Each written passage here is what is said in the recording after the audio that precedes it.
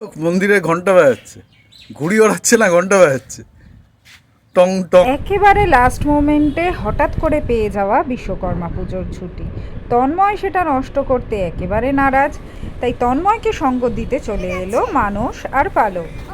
আমার যদিও অফিসে কাজের প্রচুর চাপ ছিল, তাও যোগাযন্ত্র করে রেখেছিলাম যাতে ঘুড়ি ওড়ানোর থেকে খাবার দাবারের অভাব না হয়। 6 hours later. মনোজিৎ বলেছে আমি কোটিপতি, অ্যাকচুয়ালি আমি হচ্ছি শুধু পতি, কোটি নই।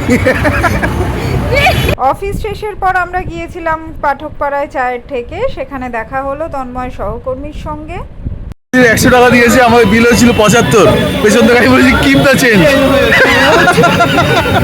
এটা পালক হয়ে গেছে, খুব সুন্দর হয়েছে। Later. পালক ঘুমিয়ে পড়েছে, এদিকে আমি আর তন্ময় বেরিয়ে পড়লাম বেহালার আমিনিয়ায়, কারণ সৌমেনকে নিয়ে একটা ডিনার পার্টির প্রোগ্রাম হয়েছিল। সঙ্গমিত্র আমিনিয়া এসছে, আমিনিয়ার লোকজন এসে দেখে যাচ্ছে যে একজন এসছে, সে শুধু বলছে কিছু খাবো না, বসে থাকবে।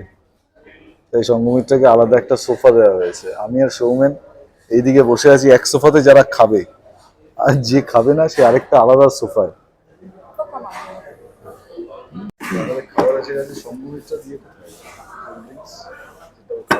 শেষ পাতে ফিরনি এসে গেছে।